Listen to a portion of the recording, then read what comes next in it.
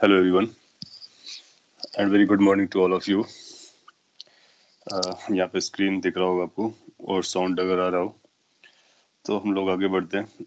ये previous lecture की slide है, इसको क्विकली मैं समराइज कर देता हूँ so that you come on the track और इसके बाद आगे बढ़ेंगे।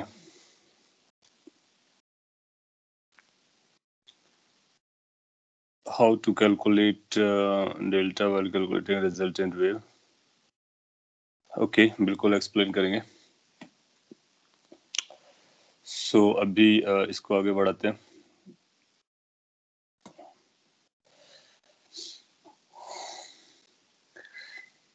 स्ट्रिंग वेव में अपने देखा था कि लाइक वेलोसिटी कैसे कैलकुलेट करते हैं, एनर्जीज को डिफरेंट डिफरेंट फॉर्म में कैसे कैलकुलेट करते हैं, उसका ये जनरल फॉर्मेट बनाया गया था एनर्जी डेंसिटी को लेकर के, और इसी पर बेस्ड इक्वेशन किया गया जो कि जनरल फॉर्म ऑफ इक्वेशन है, y is equal to a sine के एक्स माइनस ओमेगा टी। और अगर ये वेव ट्रेवल कर रहा हो तो फिर अपने को पता करना होता है कि कितना एनर्जी स्टोर होगा एवरेज में और डेंसिटी के फॉर्म में। वो आपने कैलकुलेट करके देखा, ये स्टैंडर्ड फार्मूला बना, उसको भी याद रख सकते हो। पावर किस तरह से एनर्जी डेंसिटी का एक्सप्रेशन आया, देन आफ्टर पावर का एक्सप्रेशन आपने निकाला एवरेज और इंस्टेंटेनियस में। उसके बाद में इंटेंसिटी का एक्सप्रेशन आपने निकाला और एक इम्पोर्टेंट रिजल्ट यहाँ से कॉपी किया कि इंटेंसिटी जो होती है, किसी भी वेव के पास कितना इंटेंसिटी होता है, ये हमारे लिए ज़्यादा इंपॉर्टेंट इन्फॉर्मेशन होती है, क्योंकि एक बार हम इंटेंसिटी जानते हैं तो फिर एरिया और टाइम को यूज़ करके हम एनर्जी और पावर कैलकुलेट कर सकते हैं। ये इंटेंसिटी एम्पलीट्यूड पे डिपेंड करती है, इसका मतलब वेव का जो एम्पलीट्यूड होता है वो मैटर करता है। इसका मतलब है कि जो ऑसिलेशंस का एम्पलीट्यूड होता है वो इम्पोर्टेंट रोल प्ले कर रहा होता है, वो एनर्जी में अपना कंट्रीब्यूशन दे रहा होता है। इसके बाद में सुपर पोजिशन ऑफ वेव, एक से ज्यादा वेव जब एक ही पोजीशन पर, एक ही टाइम पर या एक ही प्लेस पर एक ही टाइम पर मिलते हैं तो किस तरह से बिहेव करते हैं, उसके लिए y1 प्लस y2 वाला कॉन्सेप्ट, मल्टीपल होंगी तो y1 plus y2 plus y3 and so on करते रहेंगे, उसी को सुपर पोजिशन कहते हैं।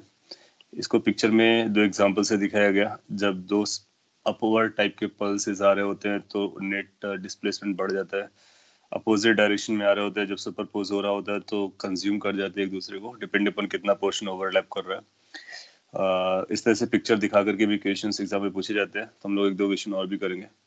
इसके बाद ये थ्योरेटिकल पोर्शन पर है, y1 plus y2 is equal to this, going to give as amplitude, this going to give as a del। ये 10 del phase difference delta delta कहाँ से आया उसके बारे में बात करने के लिए आप क्या करते हो, ये फेजर डायग्राम करते हो। मैं फेजर को एक बार फिर से बता देता हूँ। आप एक किसी को बेस लेते हो जो रिपीट हो रहा होता है बार बार, जैसे साइन के एक्स माइनस ओमेगा टी। तो आप ऐसा बोलते हो कि अगर ये साइन के एक्स माइनस ओमेगा टी की डायरेक्शन हो, साइन के एक्स माइनस ओमेगा टी को इंडिकेट करे, तो फिर ये जो डायरेक्शन आएगी तो इसी को इंडिकेट कर रहा होगा, बट इतना एंगल ज्यादा आ चुका होगा। दैट मीन्स ये जो इंडिकेट करता है वो साइन के x minus omega t plus five को इंडिकेट करता है। तो ये जो ब्लू कलर का है या फिर ये जो कलर है, ये किसको रिप्रेजेंट करेगा, तो इसकी ये जो डायरेक्शन आएगी, दिस वन इंडिकेट्स साइन के x minus omega t plus del, क्योंकि वो उस साइन के एक्स माइनस ओमेगा टी की डायरेक्शन से डेल एंगल पर बेंड है। तो इस तरह से हम कैलकुलेट कर लेते हैं डायरेक्शन, या ड्रॉ कर लेते हैं डायरेक्शन को इन टर्म्स ऑफ फिगर। इसी को हम लोग फेजर कहते हैं। ये काफी हेल्पफुल रहता है साइन और कॉस के समेशन को ऐड करने, सम करने के लिए या उसका रिजल्टेंट निकालने के लिए। अब ये डेल कैसे आया होगा, उसके लिए वेक्टर्स के रूल लगा लीजिए आप, इसको इससे परपेंडिकुलर ड्रॉप कीजिए, ये डिस्टेंस पता कीजिए। जब ये डिस्टेंस पता करेंगे तो उसके लिए आपको ये डिस्टेंस जानने की जरूरत पड़ेगी। ये जो डिस्टेंस आएगी वो a2 cos फाइव बन करके आएगी, और ये जो डिस्टेंस है वो a2 sin फाइव बन करके आएगी। ट्राइंगल का सिंपल सा रूल लगा लिया गया, फाइव नोन है, डेल निकालना है। सो आप टेन अल्फा निकालोगे तो टेन अल्फा की वैल्यू आएगी इस बड़े से ट्राइंगल में perpendicular divide by base. Perpendicular कितना जा रहा है, a2 sin अल्फा। सो अब देखिए इसीलिए लिखा गया a2 sin alpha, and then divide by base is going to be a1 plus a2 cos alpha, a1 plus a2 cos alpha। इसका जो डेरिवेशन है ना वो एग्जैक्टली सिमिलर है जैसा कि आपने कब किया था, वेक्टर्स पे किया था। तो इसलिए मैंने इसको स्किप कर दिया था और डायरेक्टली ऐसा बोला कि इन दोनों का सम, या इस डायग्राम से जो ए और डेल आएगा वो ये निकाला जा सकता है। सो इस तरह से डेल कैलकुलेट करते, फिर इंटरफेरेंस समझा। और इसी को हम लोग समझ रहे हैं, इसी को कैरी करना है। इंटरफेरेंस में सुपरपोजिशन हो रहा होता है, दैट मीन्स एक दो या दो से ज्यादा वेव्स को सुपरपोज करते हैं, उनका वेवलेंथ और फ्रीक्वेंसी सेम रखते हैं, so that we can have a nice calculations. And उसकी वजह से इंटेंसिटी में वेरिएशन आता है, जो इंटेंसिटी के वेरिएशन होते हैं उसी को इंटरफेरेंस कहते हैं। दैट मीन्स मैक्सिमम और मिनिमम के बीच में वो वेरी करता है। कितना मैक्सिमम होगा कितना मिनिमम होगा वो हम लोग कैलकुलेट करेंगे। और फिर उसकी कैलकुलेशन को देखा सुपरपोजिशन के लिए। अगर आपने ये वेव लिया y1, एक वेव लिया y2, दोनों सेम डायरेक्शन में जा रहे हैं, सेम फ्रीक्वेंसी के हैं, सेम वेवलेंथ के हैं, दोनों के एम्पलीट्यूड्स डिफर कर रहे हैं और दोनों में फेज डिफरेंस चल रहा है। तो रिजल्टेंट क्या आता है? रिजल्टेंट ये आता है। इस रिजल्टेंट में ए क्या होता है? ए अपने के लिए काम करे तो ए को स्क्वायर किया तो ऐसा बन गया। फिर हमारे पास रिजल्ट था कि आई और ए स्क्वायर आपस में प्रोपोर्शनल होते हैं, तो उस प्रोपोर्शनलिटी कांस्टेंट को सी मान करके इस पे सब्स्टिट्यूट कर दिया। उम्मीद है ये पॉइंट आपको समझा होगा। सी कैंसिल आउट हो गया। फिर इसके बाद अपने पास एक रिलेशन आता है, वो ये I is equal to I one plus I two plus 2 times under root I one I two cos five. Last में मैंने ये भी बताया कि unlike I is equal to I one plus I two, जो कि स्केलर नंबर्स जनरली इस तरह से एड अप होते हैं, वेव की जो इंटेंसिटी होती है वो इस एक्सप्रेशन से एड अप हो रही होती है, जबकि इंटेंसिटी एक स्केलर क्वांटिटी है। ये ऐसा इसलिए हो रहा होता है क्योंकि सुपरपोजिशन और इंटरफेरेंस नाम का एक कॉन्सेप्ट होता है जो वेव के इंटरेक्शंस को डिफाइन कर रहा होता है। इसके बाद हम लोग आगे बढ़ते हैं और इसी चीज को और डिटेल में समझेंगे और कुछ नए पॉइंट्स इसके साथ एसोसिएटेड रहेंगे। तो बेसिकली इंटरफियरेंस को आगे बढ़ाते हैं। इंटरफेरेंस ऑफ वेव्स, आप हेडिंग से भी कुछ क्लू निकाल सकते हो। हम लोग वेव्स का इंटरफेरेंस देख रहे हैं, दैट मीन्स ये पार्टिकल का नहीं है, और पार्टिकल कभी इंटरफियर नहीं करते हैं जिस तरह से वेव इंटरफेरेंस कॉन्सेप्ट शो करते हैं। दूसरा पॉइंट, ये सभी वेव्स के लिए ट्रू है, नो मैटर कौन सा वेव है, वेदर से स्ट्रिंग वेव तब भी यही इंटरफेरेंस लगाएंगे, यही कॉन्सेप्ट लगाएंगे, साउंड वेव होगा तब भी ये लगाएंगे, लाइट वेव होगा तब भी ये लगाएंगे, no matter which wave we are considering, same concept has to be applied. So start कुछ ऐसे हुआ था, अपने पास दो वेव्स होना चाहिए, एक साइन के एक्स माइनस ओमेगा टी और दूसरा y two is equal to a two sine के x minus omega t plus five. Point is कि इन दोनों के बीच में एक फेज डिफरेंस होना चाहिए और वो फेज डिफरेंस कांस्टेंट होना चाहिए, that means five should be constant. तो ये कंडीशन इंटरफेरेंस के लिए कि इंटरफेरेंस हमको तभी अचीव होगा जब दो वेव्स या उससे ज्यादा वेव सुपरपोज करें एक ही लोकेशन पर, as at the same time उनका जो फेज डिफरेंस हो वो कांस्टेंट हो। जैसे यहाँ पर आप देखो फेज डिफरेंस कैसा है, ये के एक्स माइनस ओमेगा टी, ये के x minus omega T cancel out हो जा रहा है, ये फाइव है और फाइव ही फेज डिफरेंस है। इस फाइव को कैसा रहने का? कांस्टेंट रहने का, that means it should not change. अगर इसकी वैल्यू पाई बाई थ्री है तो पाई बाई थ्री रहेगा for all future calculations, it should not change during the calculation, तभी ये इंटरफेरेंस मिलता है। तो उसको बोलते हैं कि सोर्सेज का नाम देते हैं, they are called coherent source. तो मैं यहाँ पे वो पॉइंट लिख देता हूँ, काम का पॉइंट है। इंटरफेरेंस टू अकर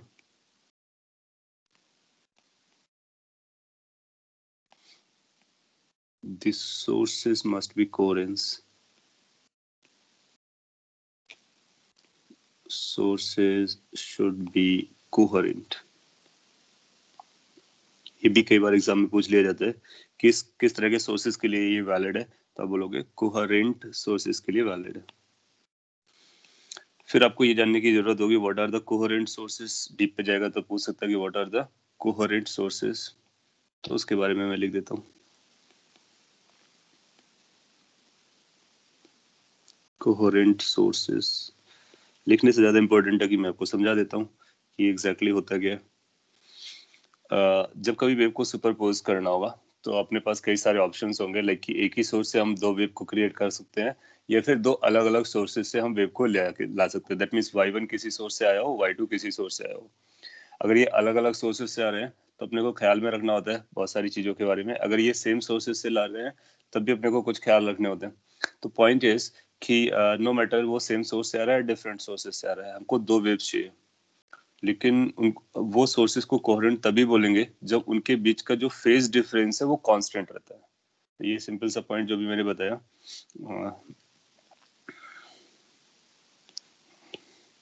ऐसा लिख सकते हैं, waves from such sources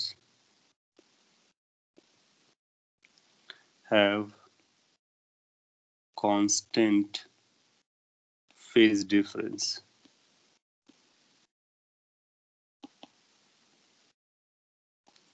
So कोई सोर्स कोहेरेंट है या नहीं है, इसको आइडेंटिफाई करने के लिए आपको क्या नीड होती है, आपको वो दो वेव इक्वेशन देगा और वेव इक्वेशन देकर के आपको आइडेंटिफाई करने के लिए बोल सकता है। जनरली वो बोल के बताएगा कि ये कोहेरेंट सोर्सेस है, और अगर नहीं भी बोलता है और इंटरफेरेंस बोल रहा है तो हम लोग एज्यूम करके चलेंगे कि वो कोहेरेंट सोर्सेस से ही है।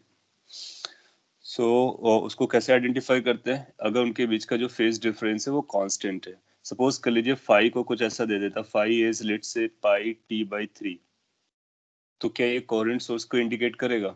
नहीं करेगा। क्यों? क्योंकि अब ये फाई टाइम का फंक्शन है और ये फाई टाइम के साथ बदलेगा। सिंस ये फाई टाइम के साथ चेंज करेगा, सो phase difference is not a constant, hence this they are not of the source from coherent.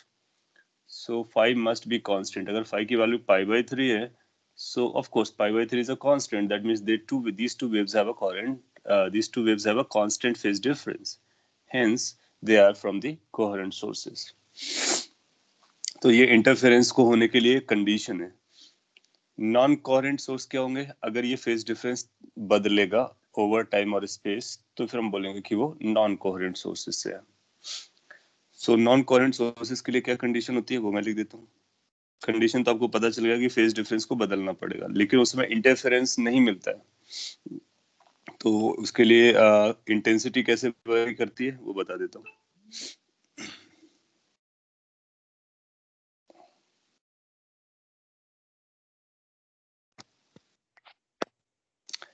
So in case of non-coherent sources, in case of non-coherent sources,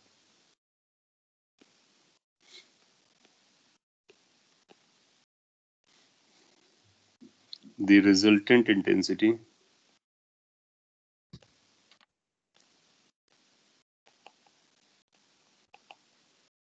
due to superposition of wave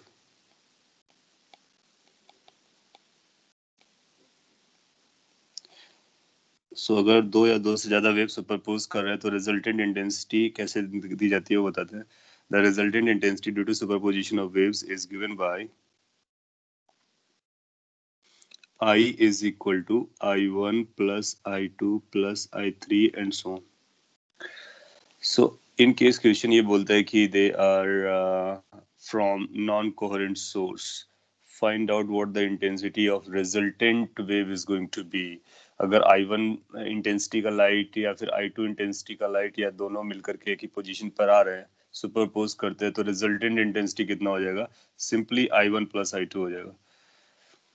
हाँ, उस पे plus dot dot का मतलब हुआ plus I3 plus I4 plus I5 है, और लिख देता हूँ यहाँ पर I3 वरना आप कंफ्यूज ना हो जाए, ये I4 है एंड सो ऑन। उसमें ये जो under root I1 I2 cos phi जैसा टर्म है वो नहीं आएगा। पॉइंट इज कि जो रिजल्टेंट इंटेंसिटी आती है वो फेज डिफरेंस पर डिपेंड नहीं करती है। क्यों? क्योंकि फेज डिफरेंस जो है वो वैरी कर रहा होता है। तो फेज डिफरेंस का वैरी कर रहा होता है, जब हम एवरेज कैलकुलेट करते हैं तो cos फाई sin फाई का एवरेज 0 हो जाता है, इसलिए फाई से इंडिपेंडेंट रहता है। तो एक दो बार एग्जाम में पूछ लिया कि अगर I1 I2 दिया है तो नॉन कोहेरेंट सोर्सेज के लिए इंटरफेरेंस के ये कितना इंटेंसिटी आएगा, तो आप सिंपली ये करोगे। कोहेरेंट सोर्स होगा तो कितना आएगा, तो उसके लिए हम लोग जानते हैं। तो कोहेरेंट सोर्सेज के लिए क्या फॉर्मूला निकल के आया था वो यहाँ पे लिख देते हैं। वो आया था I is equal to I1 plus I2 plus 2 times under root I1 I2 cos phi. ये जो कोहेरेंट सोर्सेज के लिए लिखा गया है ये केवल दो वेव्स के सुपरपोजिशन का है। 3 के लिए निकालेंगे तो और भी कॉम्प्लिकेटेड हो जाएगा, क्योंकि उसमें फर्स्ट सेकंड के बीच का फेज डिफरेंस, सेकंड थर्ड के बीच का फेज डिफरेंस या फर्स्ट थर्ड के बीच का फेज डिफरेंस का यूज आएगा। सो हम दो वेव्स के लिए यहाँ पर लिख रहे हैं, जबकि ये किसी कितने भी नंबर ऑफ वेव्स के लिए लिखना हो तो सिंपली एड अप करते चले जाना है। सो दोनों एक्सप्रेशन में डिफरेंस है, वो आपको समझना है। वो इस बेसिस पर है कि सोर्सेस कैसे हैं, दैट मीन्स किस तरह की वेव्स को प्रोड्यूस करते हैं, दैट मीन्स वेव्स के बीच का phase difference whether is a constant और not. If it is a constant then it will come as a cos phi. If phi is variable, so phi will not appear in the final expression because that's a variable.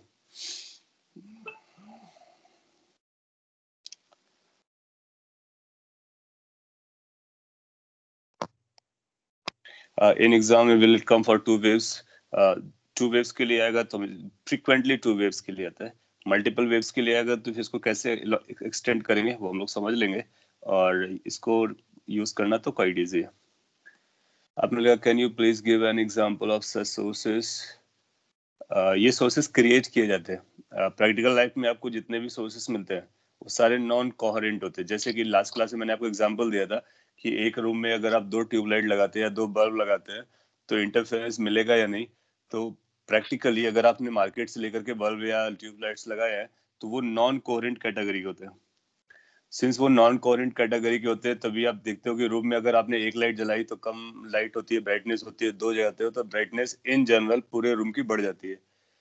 Third अगर bulb जलाओगे तो उसी room की brightness और भी बढ़ जाएगी। क्यों? क्योंकि I1 plus I2 plus I3 plus I4 होता रहता है, कोई cos phi जैसा टर्म नहीं आता है। तो फिर वो कम करने का कॉन्सेप्ट नहीं होता है। जितने भी नेचुरली अवेलेबल लाइट्स हैं, लाइट का अगर एग्जांपल दे तो जितने भी नेचुरली अवेलेबल लाइट्स हैं वो सब नॉन कोहेरेंट सोर्सेज की तरह बिहेव करते हैं, या फिर जो हम लोग क्रिएट करते हैं प्रैक्टिकली अवेलेबल लाइट्स है वो। अगर आपको कोहेरेंट सोर्स बनाना होता है तो उसके लिए हम लेबोरेटरी में बनाते हैं। आगे देखोगे लाइट में एक एक्सपेरिमेंट है YDSC, उस पर फिर कोहेरेंट सोर्सेज को बना करके लेबोरेटरी में प्रैक्टिकल किया जाता है।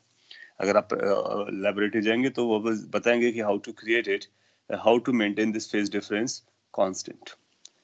तो आपको उसका अगर रूट पता चल गया कि किन सोर्सेज को हम कोहेरेंट बोलेंगे जहां पर फेज डिफरेंस को हम कांस्टेंट क्रिएट कर सके।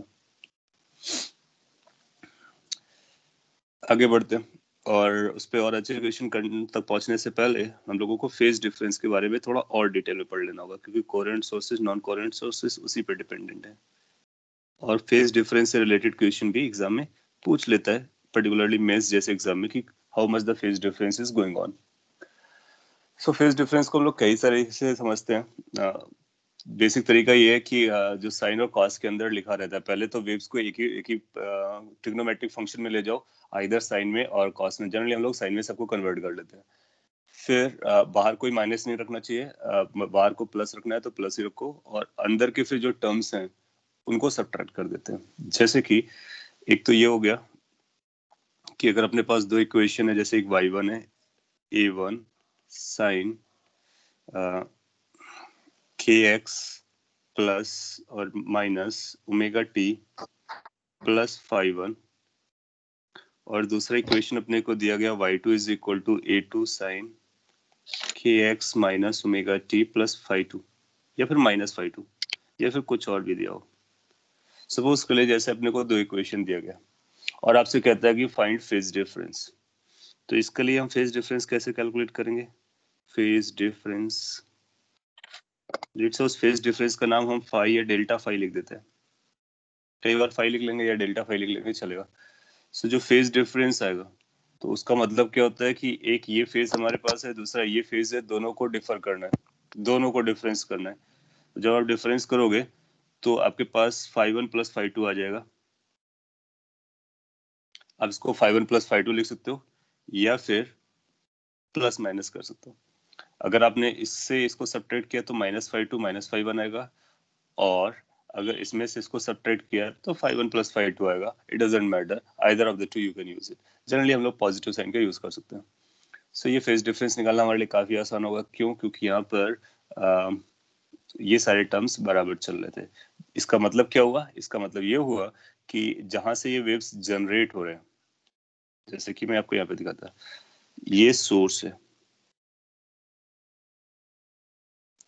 और दूसरा सोर्स भी यहीं पर है। ये S1 और S2 दोनों सोर्स यहीं पर है, और किसी एक t टाइम इक्वल टू 0 पर वो सोर्स को ऑन किया गया है। फिर यहाँ से वेव्स निकल रहे हैं और दोनों सोर्स वेव्स को रिलीज कर रहे हैं। एक यहाँ पर पी पॉइंट आपने चूज किया गया, पी पॉइंट पर फर्स्ट का भी वेव गया, सेकंड का भी वेव गया। लेट्स ये y1 गया, ये y2 गया। ये y1 y2 दोनों वेव साइमल्टेनियसली इस पी पॉइंट पर स्पेस पे पाए गए। तो अगर हम इस पी पॉइंट की हम बात कर रहे हैं तो आप देखोगे कि जो अगर इसको आपने x इक्वल टू 0 पकड़ा तो दोनों के लिए x कोऑर्डिनेट बराबर रहा होगा। दैट मीन्स दोनों ने सेम डिस्टेंस ट्रेवल किया होगा। दोनों के लिए टाइम बराबर चला होगा क्योंकि आपने सेम टाइम पर उनको ऑन किया था। सो position is equal, time is equal, moreover wavelength and frequencies are equal, hence these terms are getting cancelled out. So whatever the difference is because of their internal things. So phi 1 phi 2 का difference निकाल करके हम लोग phase difference निकाल सकते हैं।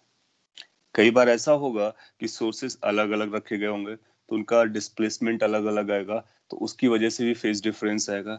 सो ये जो first type of phase difference calculation बताया वो सिंपल इक्वेशन को देख करके बता दिया।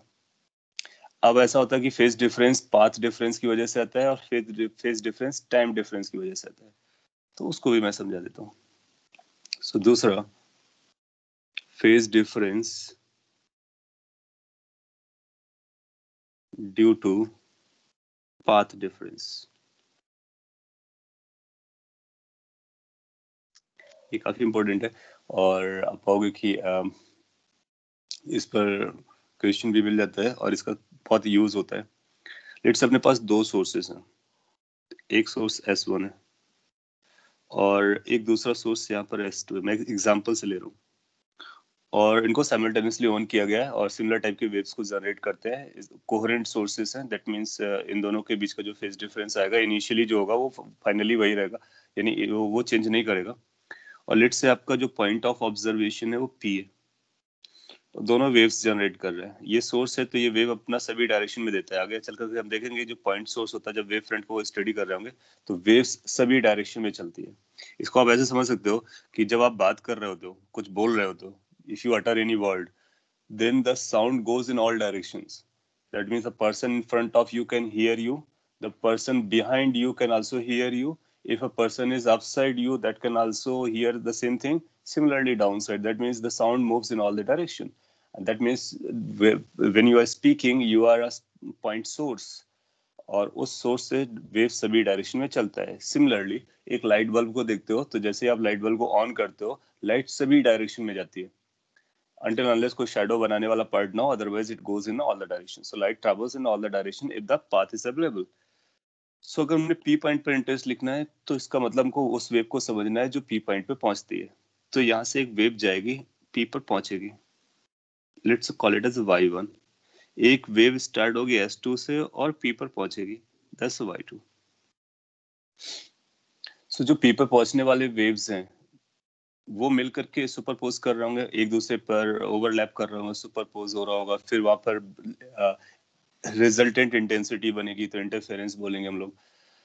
यहाँ से पहुंचने के लिए यहाँ पर देखो कि दोनों के बीच में पाथ डिफरेंस चल रहा है। पाथ डिफरेंस कितना चल रहा है? ये, so this amount is path difference. और हम ये कह सकते हैं कि फर्स्ट सोर्स से जो वेव आ रही है वो ज्यादा ट्रैवल करके आ रही है, सेकेंड सोर्स से जो वेव आ रही है वो कम ट्रैवल करके आ रही है। सो हम ये बोल सकते हैं कि जो पाथ डिफरेंस है वो x1 माइनस x2 के बराबर है। x1 माइनस x2, x1 का मतलब क्या होगा? यहाँ से यहाँ तक की डिस्टेंस x1 चलेगी और यहाँ से यहाँ तक की डिस्टेंस x2 चलेगी। ये y1 y2 उनके इक्वेशंस के नाम है। सो अगर बाकी कुछ सिमिलर चल रहा हो तो जैसे कि y1 आपका ऐसा हो, y1 is equal to a और या a1 sine kx minus omega t है, और y2 is a2 sine kx minus omega t है। आइडेंटिकल वेव्स थे, जनरेट सोर्स आइडेंटिकल है, तो A1 A2 भी बराबर हो सकते हैं या फिर अलग हो सकते हैं। बाकी ये सारे टर्म्स आइडेंटिकल है। सो आप देखोगे कि इनमें पाथ ऐसा देख करके आपको लगेगा कि कोई पाथ फेज डिफरेंस नहीं है, लेकिन आप देखोगे कि एक का x1 होगा तो दूसरे का x2 होगा, क्योंकि वो अलग अलग लोकेशन से चल रहे हैं, तो ये x1 बनेगा और ये x2 बनेगा। अब आप अगर फेज डिफरेंस कैलकुलेट करते हो, मैं इसको डायरेक्टली बोल सकता था, बस जस्ट ट्राइंग टू एक्सप्लेन कि किस तरह से आता है फेज डिफरेंस। तो फेज डिफरेंस को अगर हम फाई या डेल्टा फाई से लिखते हैं तो इसकी वैल्यू जो आएगी उसको हम ऐसा लिख सकते हैं कि k x one minus omega t minus k x two minus omega t. That means this phase minus this phase, that's a phase difference. Same time use हो रहा है और सेम ओमेगा है, तो ये टाइम वाला टर्म कैंसिल होगा, क्योंकि हम लोग because of path difference calculate करना चाह रहे हैं। तो ये बन जाएगा k times x1 minus x2।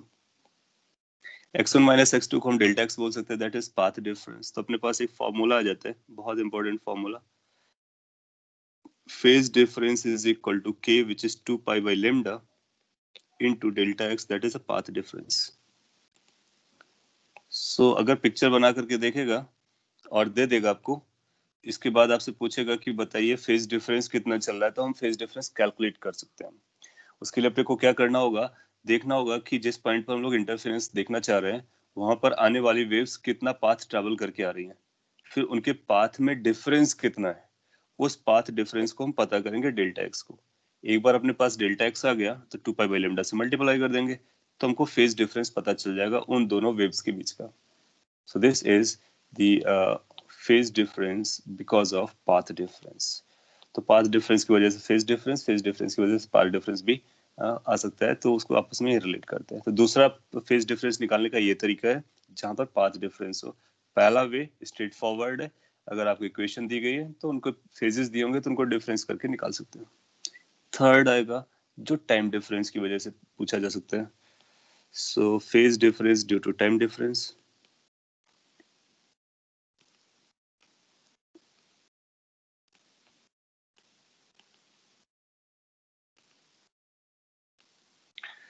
सो अगेन इक्वेशंस आपको सिमिलर टाइप की दी जाएंगी, सोर्सेस आपको बोले जाएंगे कि सिमिलर सोर्सेस हैं, coherent sources and all that, but हम टाइम को अलग अलग यूज करेंगे।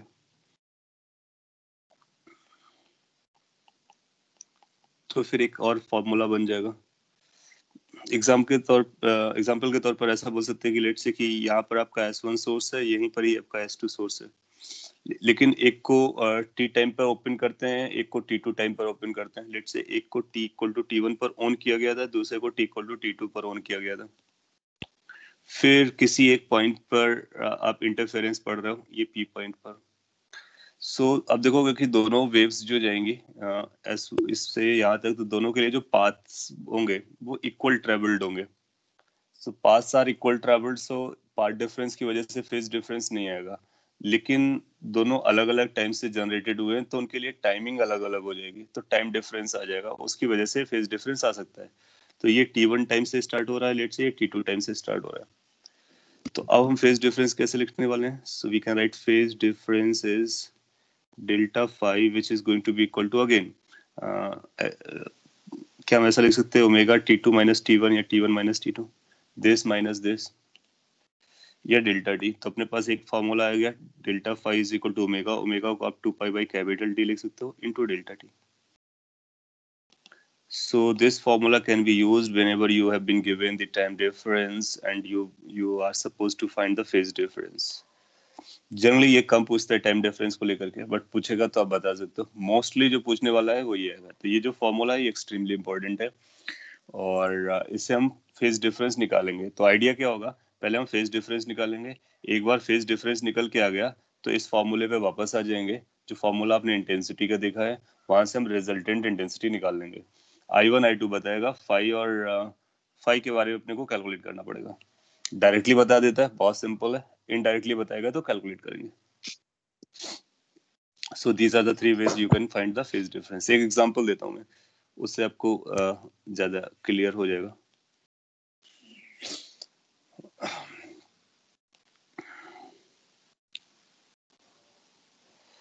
लिस्ट से कुछ ऐसा बोलता हूँ मैं कि एक ये पॉइंट सोर्स है, एक दूसरा ये पॉइंट सोर्स है,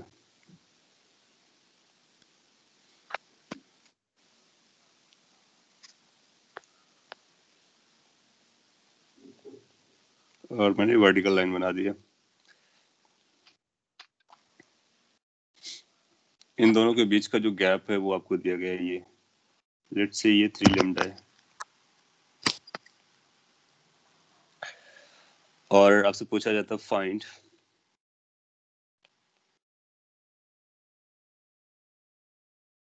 phase difference on the following points due to superposition of the waves. Due to superposition of waves from sources S1 and S2.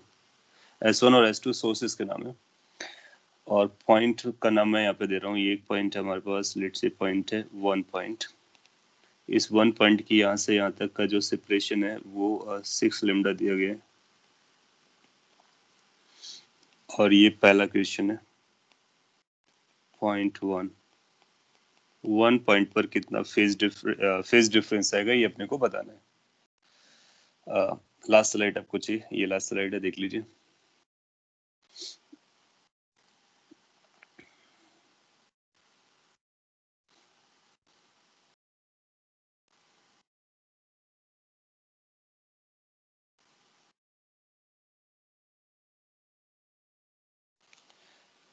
और उससे पहले आपने ये पाथ फेज डिफरेंस यहाँ पे निकाला था.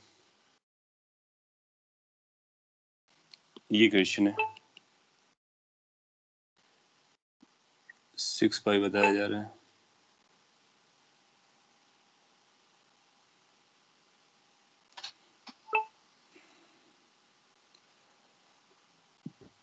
Six pi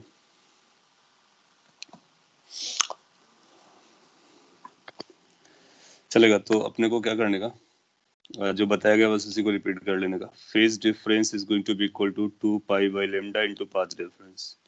can we identify the path difference at the point 1? Yes we can identify. Wave S1 से यहाँ पर जाएगी और वेव S2 से यहाँ पर जाएगी.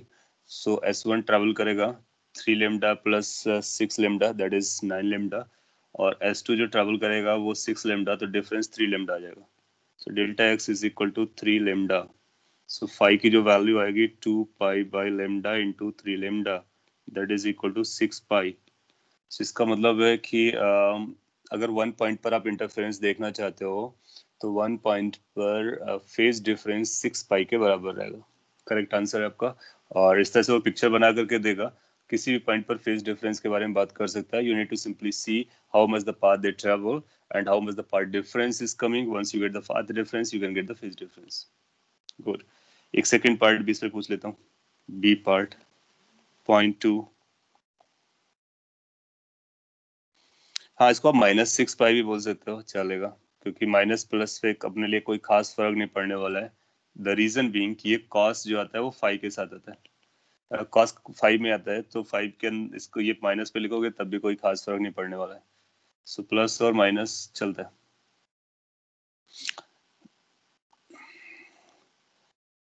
पॉइंट 2, एक 2 पॉइंट मैं आपको दे रहा हूँ. सो सेकेंड पॉइंट को आपको पकड़ना है, उसका मैं लोकेशन बता देता हूँ. सेकेंड पॉइंट है somewhere here, that's a second point. और ये जो डिस्टेंस दी गई है वो लेमडा दी गई है.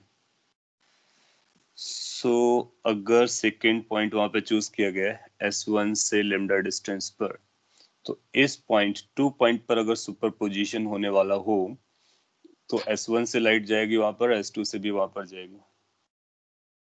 और अपने को पता करना how much phase difference they are going to have.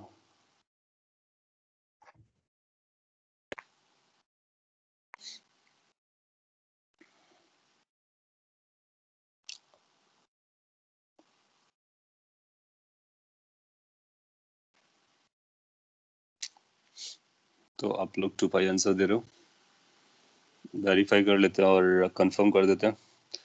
सो आप देखोगे कि फर्स्ट का पाथ कितना चलेगा, लेमडा. दूसरा कितना चलेगा, यहाँ से यहाँ तक जाएगा, तो ये 2 लेमडा चलेगा. तो इस केस में जो पाथ डिफरेंस आएगा वो कितना आएगा, 2 lambda minus lambda, that is lambda. So path difference lambda आ गया, तो फेज डिफरेंस कितना आएगा, फेज डिफरेंस आएगा twice pi by lambda into path difference, which is 2 pi by lambda is into lambda, that is 2 pi. इसका मतलब जब lambda path difference होता है तो 2 पाई का फेज डिफरेंस आता है. और अगर 2 लेमडा होगा तो 4 पाई आएगा. 3 लेमडा था जैसे पहले 3 लेमडा था तो 6 पाई आएगा. तो लेमडा इज करस्पॉन्डिंग टू, अगर लेमडा का पाथ डिफरेंस चल रहा है, that corresponds to 2 pi phase difference. So that's a rule आप बना सकते हो लेमडा का path difference corresponds to 2 pi phase difference, वो इस इक्वेशन से भी गवर्न हो रहा होता है। सो ठीक है, इस तरह से आप किसी भी पॉइंट पे निकाल सकते हो। एग्जाम में थोड़ा सा चैलेंजिंग करेगा वो स्ट्रेट लाइन पे ना बना करके, लेट्स हम एक पॉइंट 3 यहाँ पे बना देते और आपसे पूछते हैं कि 3 पॉइंट पे बताइए कितना फेज डिफरेंस आ रहा है, तो अपने को क्या करना होगा, थोड़ा सा ज्योमेट्री करना होगा। S1 से हम 3 पे जाएंगे, S2 से हम 3 पे जाएंगे, ये वाला पाथ निकालेंगे, ये वाला पाथ निकालेंगे, पाथ लेंथ, फिर दोनों को सब्ट्रैक्ट कर देंगे तो पाथ डिफरेंस, फिर पाथ डिफरेंस को यहाँ पे रख देंगे तो फेज डिफरेंस पता चल जाएगा। सो नो मैटर कहाँ पे पॉइंट लेते हैं, सिंपली अपने को वहां से वहां तक वेव ने कितना पाथ ट्रेवल किया ये पता करेंगे और आंसर आ जाएगा। चलता है। इसके बाद हम लोग इंटरफेरेंस पे वापस आ सकते हैं और इंटरफेरेंस को और डिटेल में समझ सकते हैं। ये डिस्प्लेसमेंट की बजाय आप ऐसा बोलो कि ये पाथ है और पाथ लेंथ जो होती है वो पॉजिटिव होती है, तो उसको हम पाथ डिफरेंस पाथ बोलते हैं, तो पाथ लेंथ के बारे में बात करते हैं। सो इसलिए माइनस साइन पे इंटरेस्ट नहीं लेते हैं और फिर बड़े पाथ में से छोटे पाथ को सब्ट्रैक्ट कर देते हैं। जैसे कि आपने यहाँ पे 3 लेमडा निकाला, तो 3 लेमडा कैसे निकाला था, फर्स्ट में हम बोलेंगे पहले फर्स्ट वेव का जो पाथ लेंथ था वो 9 लेमडा था, सेकेंड वेव ने कितना पाथ ट्रेवल किया वो 6 लेमडा था। सो डिफरेंस कितना आया पाथ का, 9 lambda minus 6 lambda, that is 3 lambda. So since ये पाथ्स के बारे में हम लोग बात कर रहे हैं, पाथ लेंथ की बात कर रहे हैं, that means we are talking about a positive numbers, so we are going to not pay interest और attention to much for those negative terms, कि पाथ लेंथ जो होती है वो पॉजिटिव होती है, 0 या ऑनवर्ड्स होती है। सो इसलिए पाथ डिफरेंस भी जो निकालेंगे वो पॉजिटिव वाला निकालेंगे, बड़ा माइनस छोटा, और फिर फेज डिफरेंस अपना निकल करके आ जाएगा। इंटरफेरेंस में आप लोगों ने देखा कि आई की जो वैल्यू है that was I1 plus I2 plus 2 times under root I1 I2 cos phi था। इस पर भी एक क्वेश्चन किया जा सकता था, I1 I2 दे करके फाई की वैल्यू दे करके आपसे आंसर पूछ लिया जाए, आप बता सकते हो I1 I2 no no phi no no, तो कोई भी आंसर बता सकता है। और ये कब यूज होता है, जब कोहेरेंट सोर्सेस सुपरपोज कर रहे होते हैं तो इंटरफेरेंस कहलाता है, तो फिर ये रिलेशन बनता है। कोहेरेंट सोर्सेस का मतलब हुआ कोहेरेंट सोर्सेस से जनरेट होने वाले वेव्स। नो सिंस अगर हम फाई को चेंज करें तो अलग अलग फाई की वैल्यूज के लिए आप पाओगे कि आई की वैल्यू अलग अलग आएगी। अगर I1 और I2 गिवन हो, फाई अगर हमारा बदल रहा हो, तो देखो यहाँ पे मैं बदल रहा बोलना, डोंट कंफ्यूज इट कि जो मैंने कोहेरेंट के लिए बोला था। एक गिवन सेट ऑफ वेव्स के लिए फाई कांस्टेंट है, लेकिन ये जो कांस्टेंट है ये अलग अलग वैल्यू ले सकता है। π/3 भी एक कांस्टेंट है, π/6 भी एक कांस्टेंट है, π/4 भी एक कांस्टेंट है, 0 भी एक कांस्टेंट है। सो अगर हमारा फाई बदलेगा और I1 I2 कांस्टेंट रहेंगे तो ये एक्सप्रेशन में फाइनल रिजल्ट की वैल्यू बदलती है। तो कुछ ऐसा केसेस होगा जब फाई आई की जो मैक्सिमम वैल्यू है वो निकल के आएगी, कभी आई की वैल्यू मिनिमम भी आएगी फाई के रिस्पेक्ट में, तो उसको हम लोग पता करने वाले हैं। तो इसको हम बोलते हैं इंटरफेरेंस दो तरह से रहता है। पहला constructive interference, constructive interference. Constructive interference का मीनिंग हुआ कि इस तरह से इंटरफेरेंस हो, दैट मींस वेव्स इस तरह से सुपरपोज करें कि जो फाई की वैल्यू हो ऐसा फाई हो सो दैट कि आई की वैल्यू मैक्सिमम हो जाए। So constructive interference basically indicates I is maximum. Short में मैंने लिख दिया, और अगर डिटेल में लिखेंगे तो कुछ ऐसा लिख सकते हैं, मैं यहाँ पे लिख देता हूँ। if interference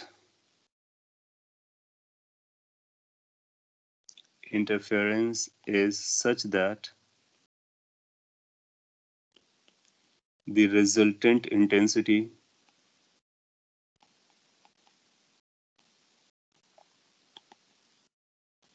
due to superposition is maximum.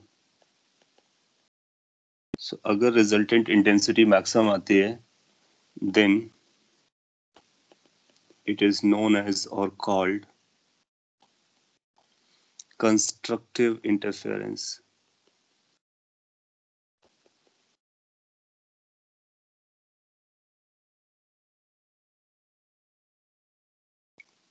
So constructive interference उस interference को बोलेंगे जब इंटरफेरेंस के बाद जो रिजल्टेंट इंटेंसिटी होती है वो कैसे हो जाए, मैक्सिमम हो जाए। So, उसको कंस्ट्रक्टिव इंटरफेरेंस कहते हैं, कई बार इसको मैक्सिमा भी कहते हैं। सो मैक्सिमा एक ऐसी कंडीशन है जिसमें आई मैक्सिमम होती है, दैट मीन्स वो कंस्ट्रक्टिव इंटरफेरेंस के बारे में बात कर रहे हैं। लाइट के टर्म में आप बोलोगे इसी को ब्राइट फ्रिंज भी कहते हैं, वो लाइट के टर्म में स्पेसिफिकली बोलेंगे ब्राइट फ्रिंज।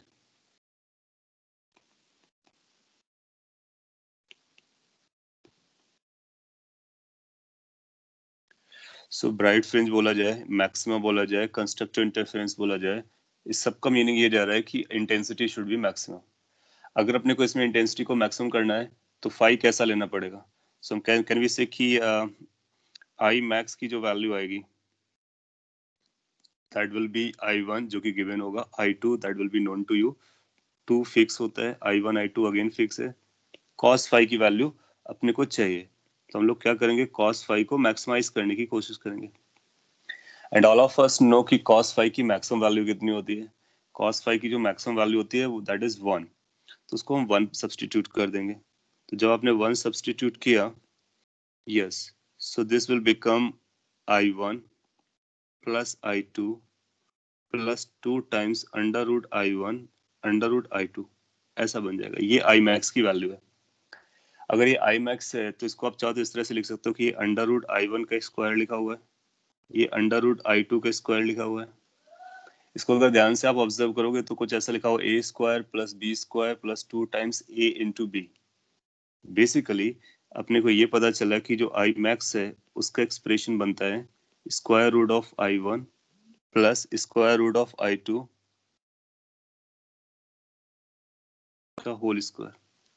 सो जब कभी आपसे बोलता है कि कंस्ट्रक्टिव इंटरफेरेंस हो रहा है तो इंटेंसिटी बताइए, तो कंस्ट्रक्टिव इंटरफेरेंस के केस में इंटेंसिटी इस एक्सप्रेशन से दे सकते हो, under root I1 plus under root I2 का whole square is the maximum intensity due to superposition.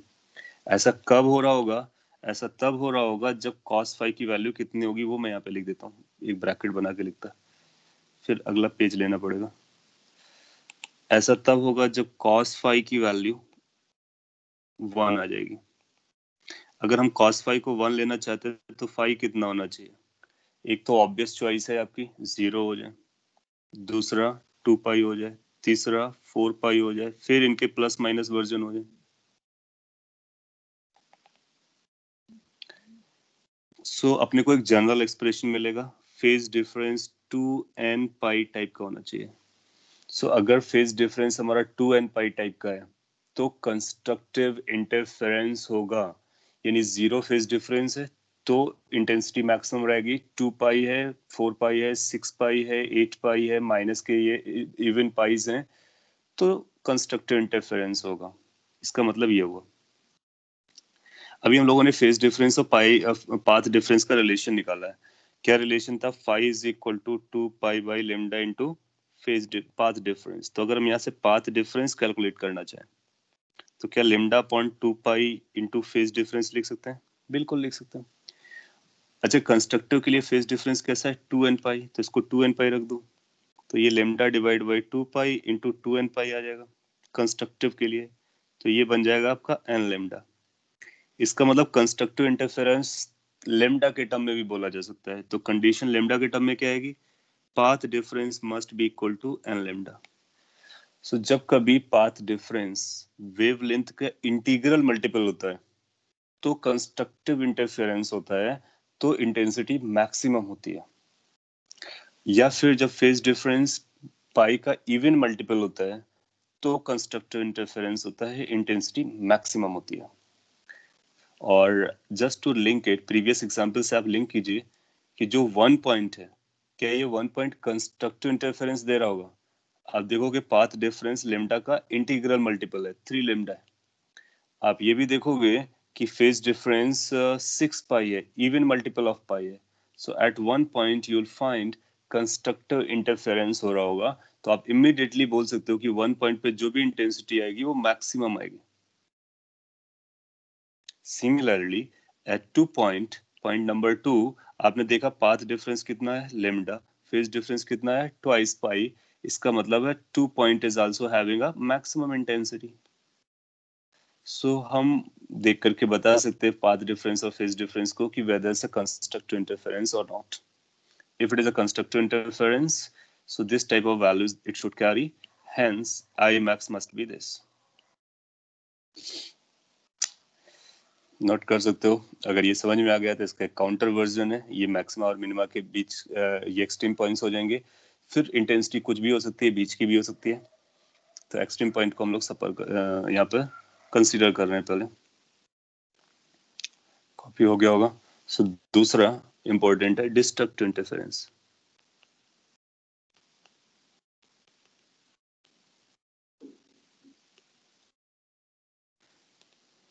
ना डिस्ट्रक्टिव इंटरफेरेंस का मतलब होगा I शुड बी मिनिमम. इसको और भी नाम से जानते हैं. और भी नाम कैसे यूज करेंगे? मिनिमा बोलेंगे. तो अगर मिनिमा वर्ड यूज किया, इसका मतलब हम डिस्ट्रक्टिव इंटरफेरेंस के बारे में बात कर रहे हैं. और लाइट के केस में आप इसको डार्क फ्रिंज बोलने वाले हैं. डार्क का मतलब हुआ इंटेंसिटी कम है, मिनिमम है. और मिनिमा का भी वही मतलब हुआ. फ्रिंज का मतलब स्ट्रिप से होता है, जो कि लाइट में हम लोग जनरली यूज करते हैं. सो अगर अपने को आई मिनिमम निकालना है तो फिर क्या करना पड़ेगा? तो उसी एक्सप्रेशन को फिर से पकड़ना पड़ेगा. I1 कांस्टेंट है, गिवन है. I2 गिवन है 2 times under root I1 I2 दिया गया है, cos phi है. अगर हमने I को मिनिमम करना है तो इन सब नंबर से कुछ नहीं कर सकते. इस नंबर को बदल सकते हैं. इसकी मिनिमम वैल्यू अपने को चाहिए. डू वी नो कि cos phi की मिनिमम वैल्यू कितनी होती है? जिससे मैक्सिमम वैल्यू अपने को पता थी +1, उसको हमने यूज कर लिया. सो मिनिमम वैल्यू कितनी होगी? क्या वो 0 होगी या -1 होगी? या सो -1 लेना, क्योंकि ये cos phi नंबर है, न्यूमेरिकल्स, ये स्केलर्स हैं. तो इसकी जो भी एब्सोल्यूट मिनिमम होती है उसी को निकालते हैं. तो cos phi की जो मिनिमम वैल्यू है वो -1 होती है. गोर. तो उस -1 को रख देंगे. तो I minimum is going to be equal to I1 plus I2 plus 2 times under root I1 I2 cos phi की जगह -1. अगर उस -1 को हम डायरेक्टली यूज करना चाहें तो इसको -1 कर सकते हैं, यानी -1 से मल्टीप्लाई कर सकते हैं. तो ये बन जाएगा. इसको अगर आप लिखोगे तो अंडर रूट I1 का स्क्वायर I2 का स्क्वायर और प्लस की जगह माइनस हो गया. तो आप देखोगे this will get converted into I min as square root of I1 minus square root of I2 का whole square. So destructive interference में इंटेंसिटी जो होती है वो under root I1 minus under root I2 के होल स्क्वायर से govern हो रही होती है. और ऐसा कब अचीव होगा? ऐसा तब अचीव होगा जब cos phi की वैल्यू -1 हो जाएगी. cos phi की वैल्यू -1 कब होती है? तो phi की वैल्यू सब जानते हो, पाई, 3 pi plus minus 5 pi plus minus इस तरह से रहे. दैट मीन्स ये ऑड मल्टीपल हो.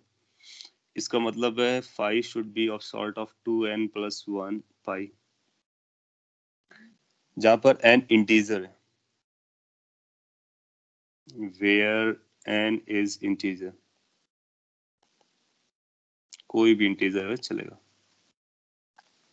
0 से लेकर के plus minus 1 2 3 and all that. तो 2n प्लस 1 पाई के ऑर्डर का होना चाहिए. अगर ये इस ऑर्डर का है तो फेज डिफरेंस कितना आएगा? तो पाथ डिफरेंस कैसा आएगा? पाथ डिफरेंस के टर्म में भी हमको याद रखना जरूरी होता है.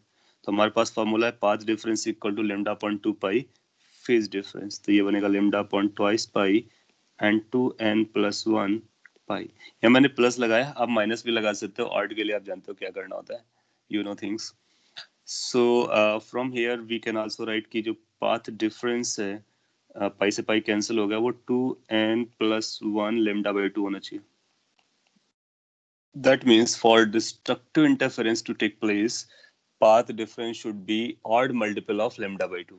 मतलब ऐसा होना चाहिए, लेमडा बाई 2 होगा चलेगा, 3 लेमडा बाई 2 होगा चलेगा, 5 लेमडा बाई 2 होगा चलेगा, लेमडा बाई 2 का ऑड मल्टीपल चलेगा.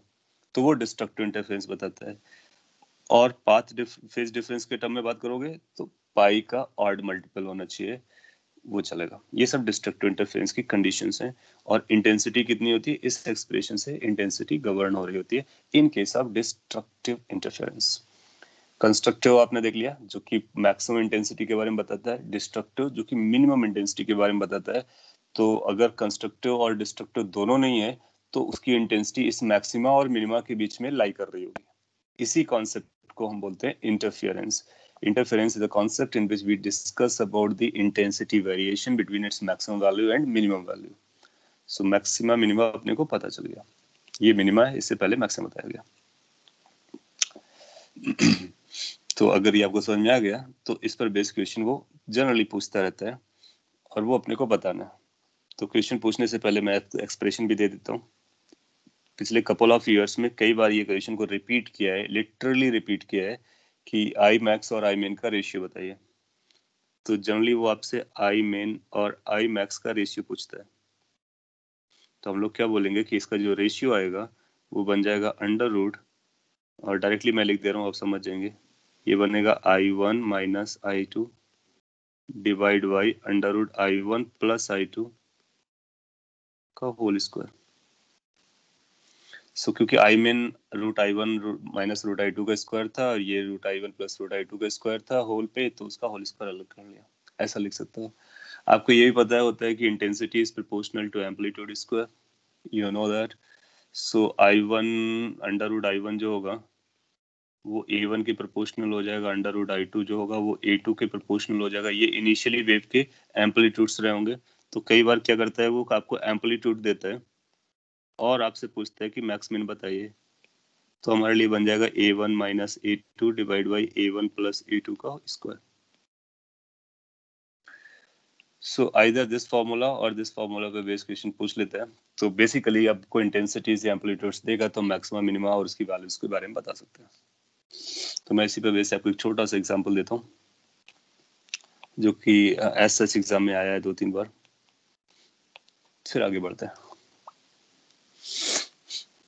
सपोज कर लीजिए आपसे ऐसा पूछता है कि find ratio of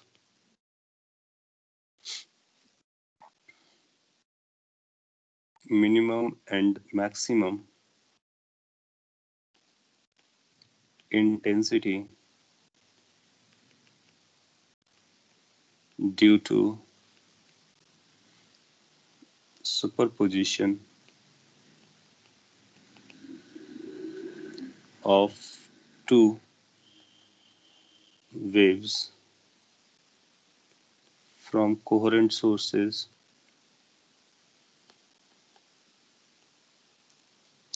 having ratio of amplitude as 1:2।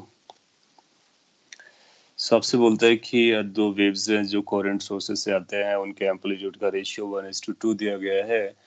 तो बताइए कि किसी भी स्पेस पे उनके मिनिमम और मैक्सिमम इंटेंसिटी का रेशियो कितना बनने वाला है। सॉल्व कर लीजिए। ये आप सॉल्व कर सकते हैं, इसलिए मैं आपको 1 मिनट का टाइम दे रहा हूँ। और प्रीवियस स्लाइड्स में फॉर्मूलाज आपने देखे। सिंस आपको फॉर्मूला पता है तो फिर इसके बाद it's a matter of calculation a bit, that's all. एक 1/9 आंसर बताया जा रहा है। 1/9 1:9, ओके।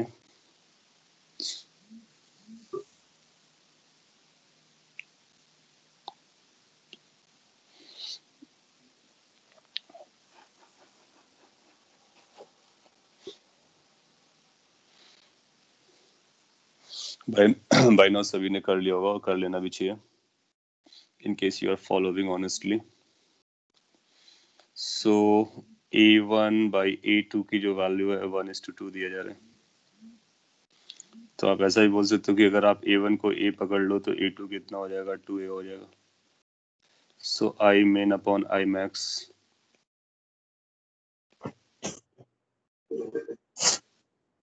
I main और I max का जो वैल्यू आपके पास आने वाला है वो आएगा A1 प्लस ऊपर आता है A1 minus A2 divide by A1 plus A2 का स्क्वायर। मिन जो होता है वो निगेटिव वाला होता है, मैक्स जो होता है पॉजिटिव वाला होता है। So simple to remember. And then this is a minus twice a plus twice a का whole square. Then this is a calculation anybody can perform if correctly. So अगर आप correctly perform करोगे तो ये बनेगा minus a divided by 3a. Square लगा हुआ है तो माइनस का कोई खास मतलब नहीं है, 1:9 आपका आंसर आ जाएगा. सो इसका मतलब है कि मिनिमम इंटेंसिटी अगर आई जाती है तो मैक्सिमम इंटेंसिटी 9 टाइम्स आई जाएगी. सो अगर एम्पलीट्यूड 2 टाइम्स है, डबल है, तो इंटेंसिटी 9 टाइम्स हो जाती है. तो इसको थ्योरेटिकली रिलेट करके भी पूछ सकते हैं आपसे, आपको बता देना होता है. Okay, that's correct. कई बार क्या होता है कि वो इस तरह से भी क्वेश्चन पूछ लेता है, इसका सिंप्लीफाइड वर्जन. तो अगर जो हमारे पास एक्सप्रेशन है उसमें I1 है, उसका भी नाम I0 दे दिया जाए, और I2 है, उसका भी नाम I0 दे दिया जाए. इसका मतलब जो दो लाइट्स हम लोग यूज कर रहे थे या फिर दो वेव्स जो हम लोग यूज कर रहे थे वो सेम इंटेंसिटी के हैं. अगर सेम इंटेंसिटी के हैं इसका मतलब हुआ उनके एम्पलीट्यूड्स इक्वल हैं. तो अब वो A1 A2 नहीं है बल्कि A और A है. सो अगर दोनों के एम्पलीट्यूड्स बराबर होंगे तो इंटेंसिटीज बराबर हो जाएंगी. तो फॉर्मूला और भी सिंपल बन जाता है. तो इसी फॉर्मूले को, इसका हम सिंप्लीफाइड फॉर्मूला बना लेंगे और इसको याद रख लेंगे क्योंकि एक फ्रीक्वेंटली रिपीट होता है. सो अगर I1 I2 को I0 रखेंगे तो I क्या बन जाएगा, चेक करते हैं. ये बनेगा I0, ये बनेगा I0, ये बनेगा 2 times under root I0 cos phi. Under root I0 मिलकर के फिर से I0 बन जाएगा. तो ये बनेगा I is equal to, I is the resultant, twice I0 plus twice I0 cos phi. Further 2 I0 को कॉमन ले सकते हो, ये बनेगा 1 प्लस cos phi. फर्दर ये जो 1 प्लस cos phi है इसको 2 cos स्क्वायर 5/2 लिख सकते हैं. अपने पास एक फॉर्मूला होता है, ये फॉर्मूला काफी इंपॉर्टेंट है और आपने पहले देखा भी होगा. स्टिल मैं यहाँ पे लिख देता हूँ, याद रख लीजिए. 1 plus cos phi is 2 cos square 5/2. 1 minus cos phi कभी आता है तो आप लिखते हो 2 sin स्क्वायर 5/2. ट्रिग्नोमेट्रिक में वो उधर भी किया होगा हम लोगों ने.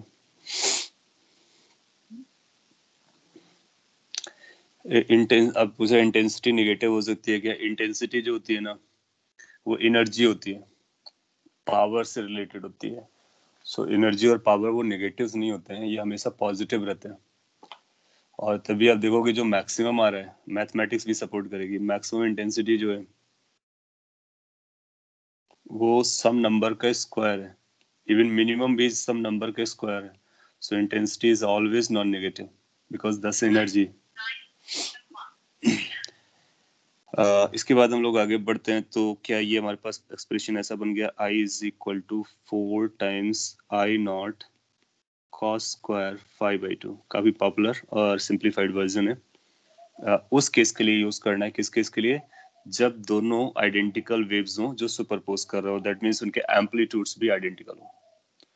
अगर एम्पलीट्यूड आइडेंटिकल्स होंगे तो उसकी मैक्सिमम उसकी जो इंटेंसिटी होगी किसी भी टाइम पर किसी भी कंडीशन में हम ऐसे दे सकते हैं, I is equal to 4 I0 cos square 5/2. ना अगर ये आपको पता चल गया तो इससे हम इसकी मैक्सिमम वैल्यू पता कर सकते हैं. I max, how much the I max is going to be, can you answer? In case I1 की वैल्यू I0 हो, I2 की वैल्यू I0 हो, तो मैक्सिमम इंटेंसिटी कितना होगा उसको आप चाहो तो प्रीवियस फॉर्मूला, जो बड़ा सा फॉर्मूला था, वहां से निकाल के बता सकते हो. और अदरवाइज आपके पास जो नया फॉर्मूला आ गया, इस फॉर्मूले से भी बता सकते हो कि मैक्सिमम इंटेंसिटी कितना जाएगा. सो आप देखोगे जो मैक्सिमम इंटेंसिटी जा रहा है वो 4 I0 के बराबर जा रहा है. 4 I0 के बराबर जा रहा है. अगर that's correct, 4 I0 is correct. In case ये कोहेरेंट सोर्सेस नहीं रहा होता, तो इंटेंसिटी बनता I0 plus I0, that is 2 I0. लेकिन कोहेरेंट सोर्सेस होने के बाद, सुपरपोजिशन इंटरफेरेंस होने के बाद, इसकी जो मैक्सिमम इंटेंसिटी जा रही है वो 4 I0 है. इसका मतलब इसको प्रैक्टिकली कैसे समझोगे कि अगर दो स्पीकर हैं, एक की लाउडनेस L1 है, दूसरा या फिर I1 है, ये I0 है. एक जो लाउडनेस होती है ना साउंड की, वो इंटेंसिटी से रिलेटेड होती है. अगर मैं ज्यादा लाउड बोलूंगा इसका मतलब मैं ज्यादा एनर्जी को कंज्यूम कर रहा हूँ, ज्यादा इंटेंसिटी को रिलीज कर रहा हूँ। स्लोली बोलूंगा तो कम एनर्जी को रिलीज करता है। आप प्रैक्टिकली समझ भी सकते हो, अगर आप ज्यादा लाउडली ज्यादा देर तक बोलते हो तो आप जल्दी एग्जॉस्ट हो जाते हो, टायर्ड हो जाते हो। Why? Because your internal energy is being converted into sound energy, and if you are louder that means you are producing or emitting more sound energy per unit time. So अगर एक sound I not का रहा है, दूसरा sound I not का रहा है, दोनों साउंड मिलते हैं एक पोजीशन पे, कंस्ट्रक्टिव इंटरफेरेंस करते हैं, कोहेरेंट सोर्सेस हैं, तो मैक्सिमम कितना क्रिएट हो जाएगी? तो जो मैक्सिमम इंटेंसिटी क्रिएट हो जाएगी वो 4 आई नॉट हो जाएगी। तो 4 आई नॉट क्रिएट हो जाती है साउंड लाउडनेस आपस में मिलने के बाद।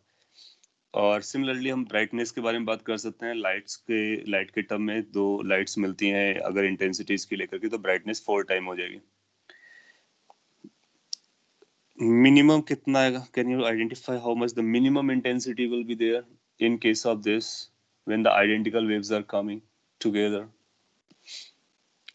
सो आप बोलोगे कि ये आई नॉट है, ये भी आई नॉट है, अंडर रूट लगाओगे, सब्ट्रैक्ट करोगे, जीरो हो जाएगा। यहाँ से भी देखो, ये कॉस स्क्वायर है, कॉस स्क्वायर की जो मिनिमम वैल्यू आती है वो जीरो होती है, कॉस स्क्वायर की मिनिमम वैल्यू जीरो होती है। सो जीरो आ जाएगी।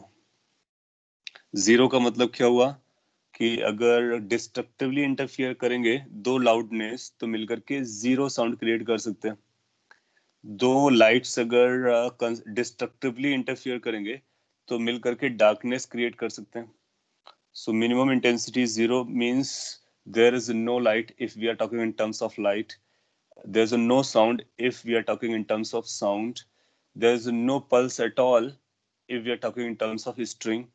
तो अगर स्ट्रिंग में दो पल्सेस आते हैं अपोजिट डायरेक्शन से, जो प्रीवियस एग्जांपल में बताया था, एक पल्स ऐसे जा रहा है, दूसरा पल्स ऐसे जा रहा है, और अगर ये डिस्ट्रक्टिवली मिलते हैं तो एक ऐसा मोमेंट आएगा कि जब ये सुपरपोज कर रहे होंगे तो एक दूसरे को कंज्यूम कर जाएंगे, नो नट सेल में डिस्प्लेसमेंट आपको अचीव हो जाएगा।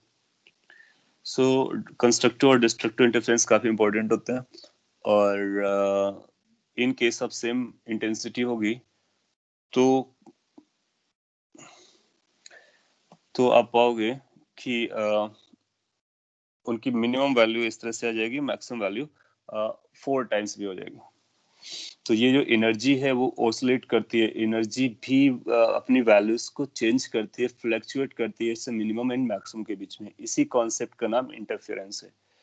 तो अगर आप इसको डीप पे रियलाइज करोगे तो आपको पता चलेगा interference is entirely new concept that tells us how the waves superpose and they can create more than the energy they have, and if they are destructively meeting they can consume the energies as well, or they can get any type of intensity running from 0 to 4 I naught.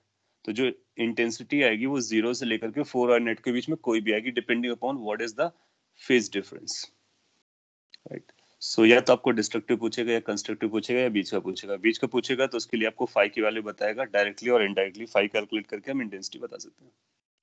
मैं आपको एक example देता हूँ, आप उसका answer दीजिए और उसके बाद में फिर हम लोग आगे बढ़ेंगे।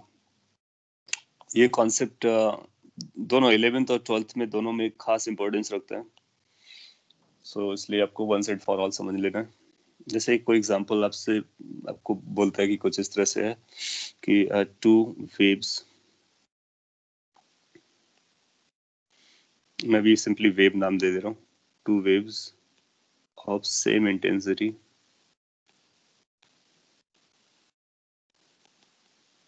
और उस इंटेंसिटी का नाम आई not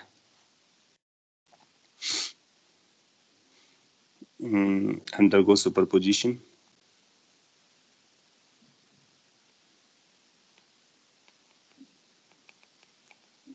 such that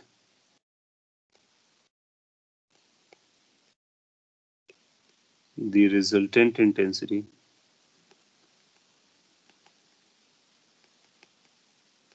is also I naught.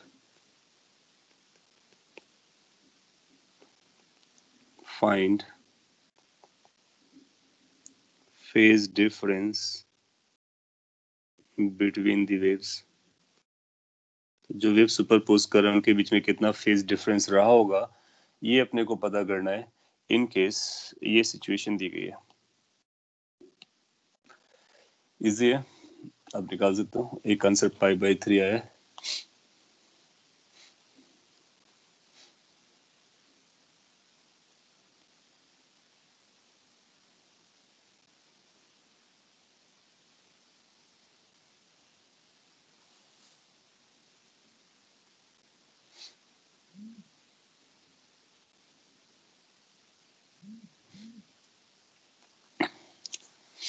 तो पाओगे सिमिलर टाइप का क्वेश्चन आपने बहुत पहले किया था वेव्स में, सेम एम्पलीट्यूड से रिजल्टेंट सेम एम्पलीट्यूड आता है, एग्जैक्टली वही है।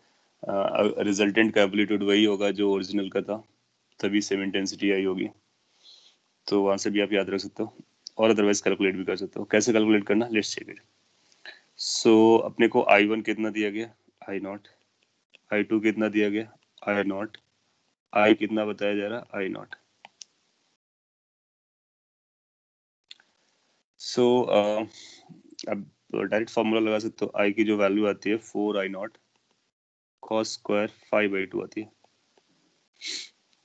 सो I की जगह I0 प्लेस कर दीजिए, तो I0 की जो वैल्यू अपने पास आ रही है that is 4I0 cos square 5/2। फिर इसको फर्दर सिंप्लीफाई कर सकते हैं, तो ये बनेगा cos square 5/2 is equal to 1/4।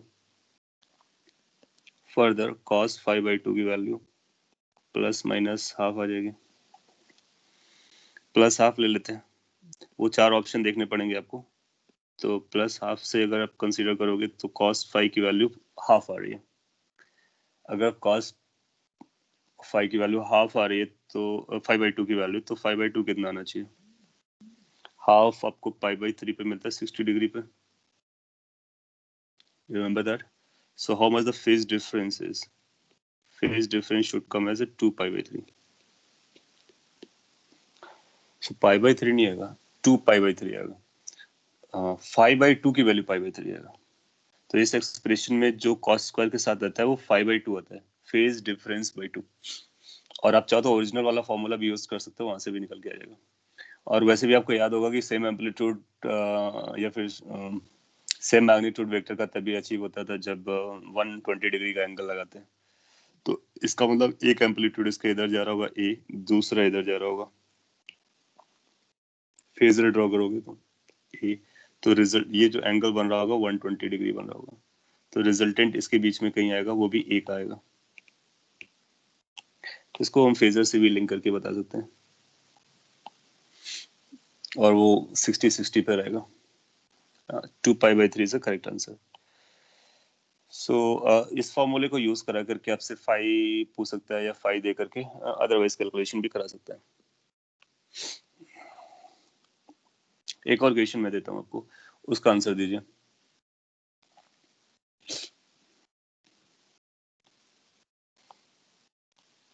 थोड़ी सी प्रैक्टिस हो जाएगी, आपका कॉन्फिडेंस भी आने लगेगा। लेट्स से कि आपसे ऐसा बोलता है कि एक सोर्स हमारे पास ये है S1, एक सोर्स हमारे पास ये S2, और इनके बीच का जो गैप है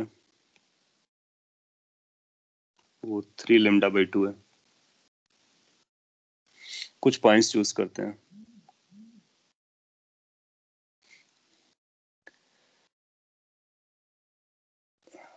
कुछ पॉइंट्स इस तरह से चूज कर सकते हैं। लेट्स से कि एक पॉइंट हमने यहाँ पे चूज किया, ये पॉइंट 1 है, और ये डिस्टेंस अपने को 7λ/2 दी गई है। पहले इसी पॉइंट पे हम बात कर लेते हैं, फिर आगे बात करेंगे। इसकी इंटेंसिटी I0 है, और इसकी भी इंटेंसिटी I0 है। Question is find resultant intensity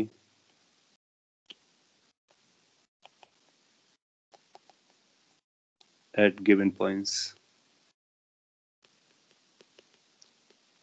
A part है, पॉइंट नंबर 1 पर बताना अपने को। पॉइंट 1 पर रिजल्टेंट इंटेंसिटी कितना अचीव होगा अगर दो sources of same intensity I0 and I0 waves को रिलीज करेंगे, और वेव्स का सुपरपोजिशन 1 पॉइंट पर होगा। So superposition is taking place at point 1, तो इंटरफेरेंस 1 पॉइंट पर हो रहा है, and we need to identify how resultant intensity at one point you are going to get.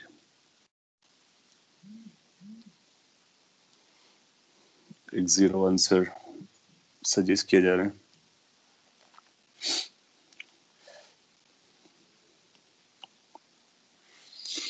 तो अभी जितना आपने पार्ट्स में पढ़ा उसको एक साथ कंबाइन कर लेंगे.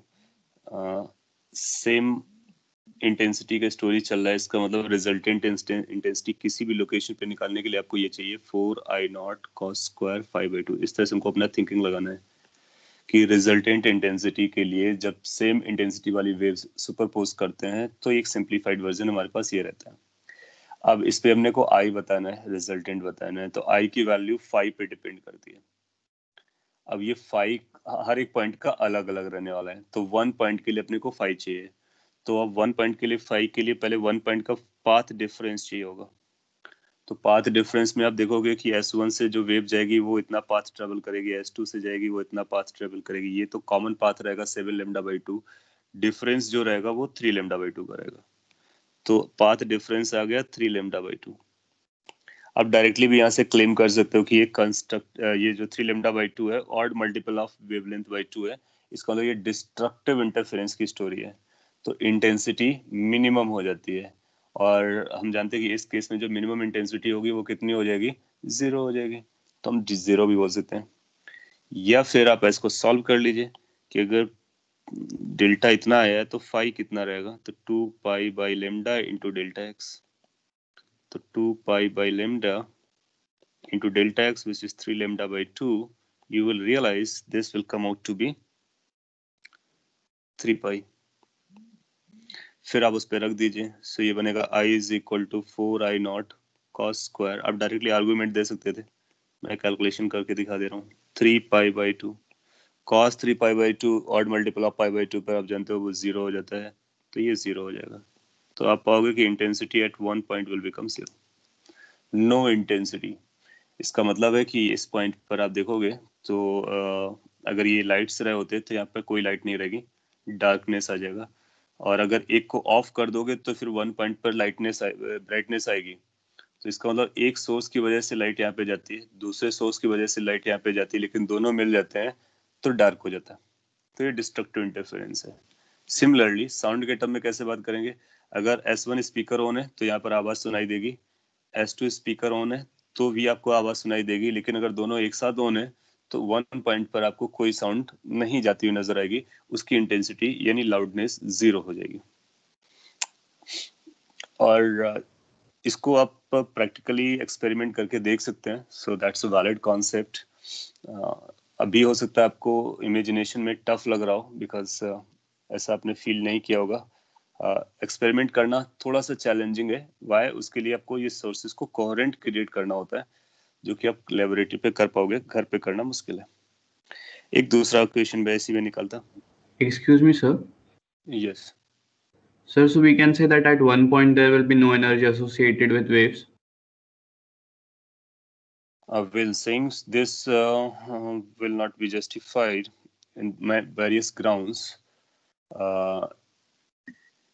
लेकिन ऐसा बोल सकते हैं कि अगर लाइट सुपरपोज करते हैं तो कुछ लोकेशंस पे जहाँ पर डिस्ट्रक्टिव इंटरफेरेंस हो रहा था वहां पर एनर्जी कंज्यूम हो जाती है.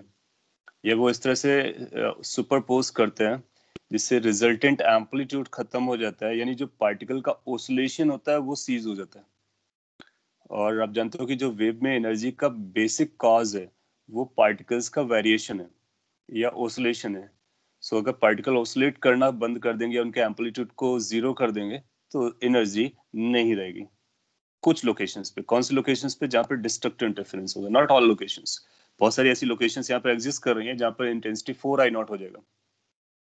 So it depends how much the path, how the path difference goes, और क्या वो कंस्ट्रक्टिव है या डिस्ट्रक्टिव है. ऐसा नहीं बोलेंगे कि वो एनर्जी लाइक हीट के फॉर्म में चला गया, कहीं और फॉर्म में चला गया. ये एनर्जी इन प्रोग्रेस है. तो जो एनर्जी कैरीड होती है that is carried by the oscillating molecules. तो उस लोकेशन के जो मॉलिक्यूल्स हैं वो उनको वाइब्रेट कराने यानी ऑसिलेट कराने वाला फोर्स वहां तक पहुंच ही नहीं रहा है. जैसे थोड़ा सा रिलेट कर पाओगे, जब हम लोग बोलते हैं ना, मैंने एग्जांपल दिया था साउंड वेव का, अभी साउंड वेव और भी डिटेल में बात करेंगे। तो जब आप वर्ड्स को अटर करते हो तो एयर के मॉलिक्यूल्स को क्या करते हो, वाइब्रेट कराते हो। दूसरा भी वाइब्रेशन कराने आ रहा है, आप भी वाइब्रेशन कराने जा रहे हैं, आपके भी साउंड वाइब्रेशन कराने जा रहे हैं। अगर दोनों कंस्ट्रक्टिवली मिले तो उसके वाइब्रेशंस को बढ़ा देंगे, दैट मीन्स एम्पलीट्यूड बढ़ जाएगा, दैट मीन्स उसकी इंटेंसिटी बढ़ जाएगी। लेकिन अगर वो इस तरह से मिले कि आप उसको लेट से कि प्लस वाई डायरेक्शन में ले जाना चाह रहे थे, दूसरा उसका साउंड जो आ रहा है उसको माइनस वाई डायरेक्शन में ले जाना चाह रहा है, तो वो एक दूसरे को काउंटर कर लेंगे। तो जो मॉलिक्यूल्स हैं एयर के, वो नट सेल में वाइब्रेट करना बंद कर देंगे या फिर जीरो एम्पलीट्यूड से वाइब्रेट करेंगे, हेंस उसकी उस समय पर एनर्जी जो एसोसिएटेड होगी वो कम हो जाएगी। मैं एक आपको दूसरा पॉइंट देता हूँ, पॉइंट नंबर 2, उस पर आप इसके बारे में बात कीजिए। सो सेकेंड इज पॉइंट 2,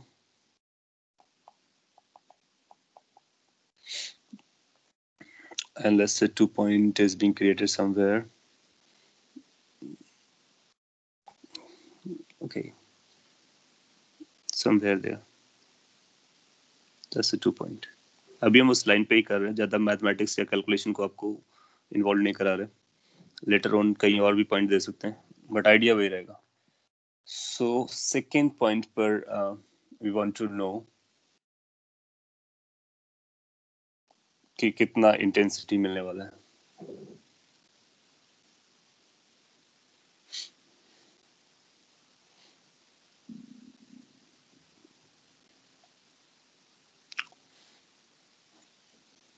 तो अब आपको सुपरपोजिशन या इंटरफेरेंस जो लगाना है वो सेकंड पॉइंट पे लगाना है। सो आपको फर्स्ट वेव का पाथ मेजर करना पड़ेगा, सेकंड का पाथ लेंथ मेजर करना पड़ेगा, डिफरेंस मेजर कीजिए, फेज डिफरेंस मेजर कीजिए, इंटेंसिटी निकल आएगी। कंस्ट्रक्टिव डिस्ट्रक्टिव का केस आएगा तो आप डायरेक्टली आइडेंटिफाई कर लोगे, कोई और केस आएगा तो कैलकुलेट करके पता करना पड़ेगा।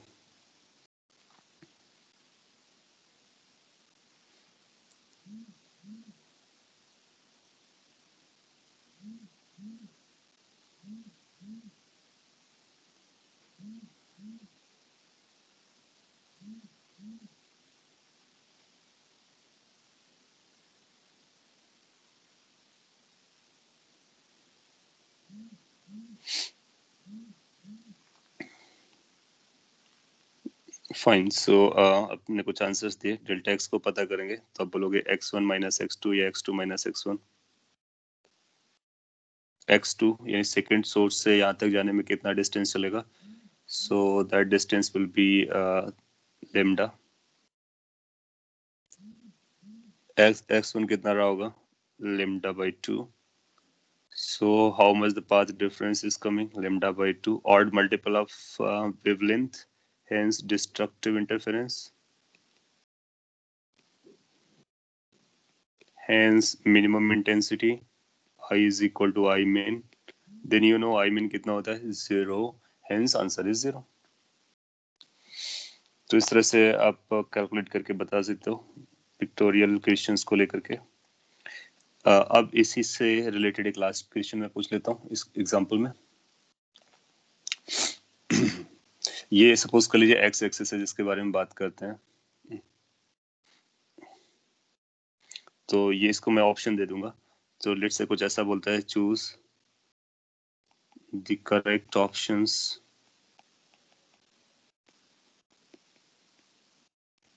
और option for points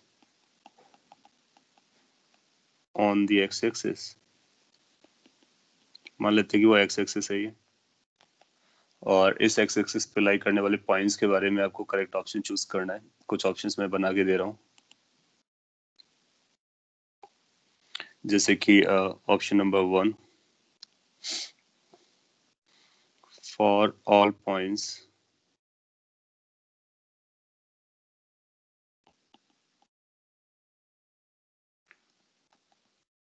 right of S2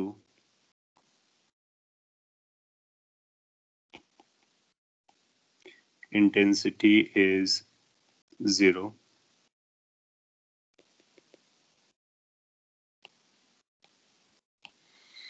दूसरा, for all points between S1 and S2 intensity is 0। Intensity का मतलब resultant intensity.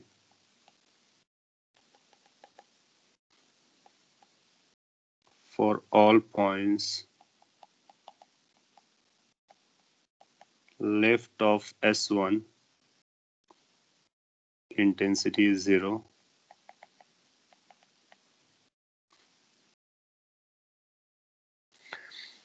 and fourth option none।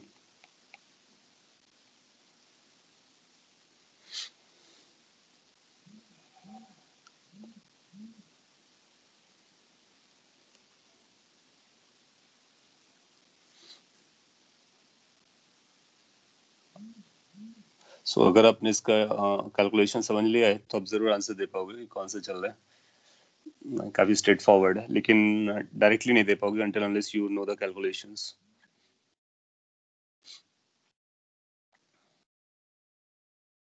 1 and 3 बताया जा रहा है।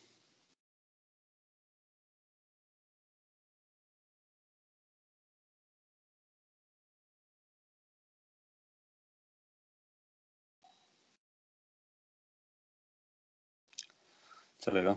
तो आप देखोगे कि ना S1 के लेफ्ट राइट साइड पे आप कभी भी जाओगे, किसी पॉइंट को लेकर के जाओगे, तो उनका जो पाथ डिफरेंस आएगा ना, वो यही डिस्टेंस आएगी। That means separation between the two, and separation between the two is 3 lambda by 2।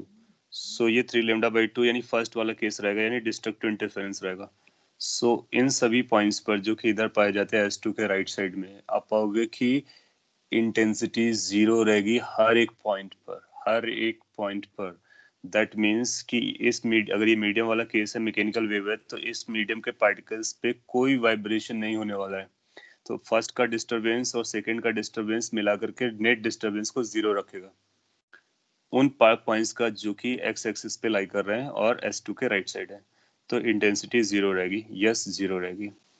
क्या बिटवीन वाले पॉइंट्स के बारे में ऐसा बोल सकते हैं? तो आप बोलोगे बिटवीन वाले पॉइंट पे डिपेंड करेगा पॉइंट S1 से कितना दूर है, फिर S2 से दोनों का गैप कितना चल रहा है। तो इसका जो पाथ डिफरेंस है वो 3 लैम्डा बाई 2 से लेकर के इसके मिड पॉइंट तक यानी हाफ 0 तक जा सकता है। तो यहाँ पर जो पाथ डिफरेंस रहेगा वो 0 से 3 लैम्डा बाई 2 के बीच में कुछ भी हो सकता है। सिंस ये कुछ भी हो सकता है, तो यहाँ पे पाथ डिफरेंस वेरी कर रहा है, तो फेज डिफरेंस वेरी करेगा, तो इंटेंसिटी वेरी करेगा, तो हम गारंटी से 0 नहीं बोल सकते हैं। कुछ पॉइंट्स पे 0 आएगी, कुछ पे मैक्सिमम आएगी, कुछ में कुछ के बीच का भी आएगा। सो इसको करेक्ट नहीं बोलेंगे। लेफ्ट साइड आएंगे तो फिर सेम स्टोरी है कि यहाँ से आने वाला डिस्टर्बेंस, यहाँ से आने वाला डिस्टर्बेंस नलीफाई करेगा। क्यों? क्योंकि उनके बीच का पाथ डिफरेंस 3 लैम्डा बाई 2 रहने वाला है, डिस्ट्रक्टिव इंटरफेरेंस कैटेगरी में रहेगा, हेंस वो 0 रहेगा। तो हम फर्स्ट एंड थर्ड को मार्क कर देंगे और सेकंड को नहीं करेंगे। सिंस फर्स्ट एंड थर्ड आ गया है तो फिर फोर्थ को नहीं लगाएंगे। ठीक है, तो इस तरह से आप जनरलाइज भी कर सकते हो कि किस जोन पर कितना इंटेंसिटी रहने वाला है। कुछ ऐसे पॉइंट्स मिलेंगे जहाँ पे इंटेंसिटी कांस्टेंट हो गई है, और कुछ ऐसे केसेस होंगे जहाँ पे इंटेंसिटी को जिनके बीच में पॉइंट्स अगर हम बदलेंगे तो इंटेंसिटी बदलेगी। Okay fine. सो ये कंस्ट्रक्टिव इंटरफेरेंस, डिस्ट्रक्टिव इंटरफेरेंस की काफ़ी इंपॉर्टेंट स्टोरी है। इसको आप अच्छे से इंटरनलाइज कर लीजिए, और इसके बाद ये इससे रिलेटेड जो क्वेश्चंस आएंगे वो आप कर सकते हो। SCB में काफ़ी अच्छे अच्छे क्वेश्चन दिए गए हैं, उनको अगर आप चाहोगे तो हम लोग डिस्कस भी कर लेंगे। ऑप्टिक्स के लिए खास इंपॉर्टेंस रखते हैं।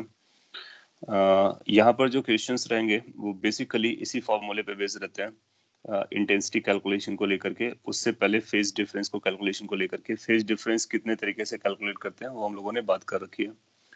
तो सिंस ये इम्पोर्टेंट है, इसलिए मैं आपको एक बार क्विकली समराइज करा देता हूँ जितना पढ़ा है, और फिर इसके आगे नेक्स्ट क्लास में बताएंगे आपको। और आप मान सकते हो कि आज के लेक्चर से आपको जो भी मेन एग्जाम दोगे नेक्स्ट ईयर, एटलीस्ट 1 क्वेश्चन आप कर सकते हो, आपको मिलेगा। तो और कर भी सकते हो, इसलिए आज का इम्पोर्टेंट लेक्चर है। इंटरफेरेंस में ये ऑब्वियस बातें बताई थी, कोहेरेंट नॉन कोहेरेंट, ये भी अपने आप में पोटेंशियल क्वेश्चन रहता है। और फेज डिफरेंस निकालने का one way direct calculation based on the equations, दूसरा पाथ डिफरेंस से निकालना।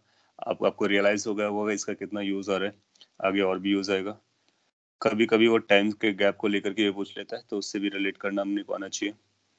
फिर ये छोटा सा एग्जाम्पल था, and then after constructive interference, destructive interference में कंडीशंस बहुत इंपॉर्टेंट है। ये ट्रिग्नोमेट्री है, और ये जो ट्रिग्नोमेट्रिकल एक्सप्रेशन है इस पे गलती होने के चांसेस ज़्यादा रहते हैं, तो we need to be damn sure कि कौन सा एंगल चूज करना है। सिंस वो मल्टी करेक्ट पूछेगा तो हो सकता है कि पहला वाला वैल्यू ना दे, आपको अंदर वाली वैल्यूज दे दे। तो जब तक आप उसका जनरल एक्सप्रेशन नहीं पता होगा तब आंसर नहीं कर पाओगे। ये जनरल एक्सप्रेशन है फाई का, ये जनरल एक्सप्रेशन है लेमडा के लिए, लेमडा के टर्म में कंस्ट्रक्टिव इंटरफेरेंस को लेकर के। एंड देन डिस्ट्रक्टिव का सिमिलर टाइप के एक्सप्रेशन हम लोगों ने डिराइव किए और उसको समझे। इस पर जैसा कि मैंने बोला कि कपल ऑफ ईयर्स में रिपीट हो रहा है इक्वेशन, तो वो रिपीट हो रहा है, इक्वेशन रिपीट हो चुका है। एंड देन सेम इंटेंसिटीज के अगर ओवरलैप करते हैं, सुपरपोज करते हैं, इंटरफेरेंस करते हैं, तो मिनिमम 0 हो सकता है और मैक्सिमम 4I0 होता है। एंड उससे रिलेटेड क्वेश्चन कराया, और ये भी उसी से रिलेटेड क्वेश्चन था। फाइन, तो आपको कोई डाउट रहा हो आज के लेक्चर से तो आप पूछ सकते हो। अगर डन है तो फिर कंप्लीट वाइंड अप करते हैं आज के लिए। कल Excuse me, sir. Yes Sir, can mechanical and longitudinal wave means interfere with each other? Mechanical and longitudinal wave, देखो ना, मैकेनिकल वेव जो होता है ना वो लॉन्गिट्यूडनल भी होता है और ट्रांसवर्स भी होता है। सो प्रोबेबली आप ये बोलना चाह रहे हो कि क्या ट्रांसवर्स और लॉन्गिट्यूडनल आपस में इंटरफेयर कर सकते हैं? तो बिल्कुल कर सकते हैं। जैसे कि वाटर वेव में आप देखोगे कि वाटर वेव ट्रांसवर्स और लॉन्गिट्यूडनल दोनों रहता है, लेकिन उसके लिए जो मैथमेटिक्स रहेगी वो अपनी डिफरेंट रहेगी। उसके एक्सप्रेशंस को यूज करके फिर अलग से हम लोग इंटेंसिटी वगैरह कैलकुलेशन करेंगे। बट क्या कर सकते हैं, बिल्कुल कर सकते हैं। आप उसका फंडामेंटल समझेंगे तो आपको समझ में आएगा कि पार्टिकल ऑसिलेट करता है। इन केस ट्रांसवर्स वेव है तो डायरेक्शन के परपेंडिकुलर ऑसिलेट करता है। लॉन्गिट्यूडनल वेव होता है तो वेव डायरेक्शन के अलोंग ऑसिलेट करता है। तो अगर वो सुपरपोज करेंगे तो एक दोनों 90 डिग्री पे ले जाने की कोशिश करेंगे तो उनका रिजल्टेंट भी निकाल सकते हैं हम लोग। जैसे कि एसएचएम में सुपरपोजिशन देखा था 90 डिग्री वाले केस को लेकर के, तो यहाँ पर भी उस तरह से किया जा सकता है। बट उसके लिए मैथमेटिक्स और further calculation will be difficult. So अभी हम लोग जो कर रहे होते हैं वो सेम वेव्स को सुपरपोज करा रहे होते हैं, जिसके लिए ये फॉर्मूलाज यूज करते हैं जो भी हम लोगों ने ड्राइव किया है। टुमारो डिस्कशन लेक्चर के लिए सेम टाइमिंग विल वर्क, या फिर आप टाइमिंग में चेंज चाहते हो? I think same timing should be okay, क्योंकि आप यूज टू आपका शेड्यूल भी इसी के अकॉर्डिंग बना होगा डेली शेड्यूल पढ़ने के लिए। सो क्या इस क्वेश्चन मार्क को ओके कर सकते हैं?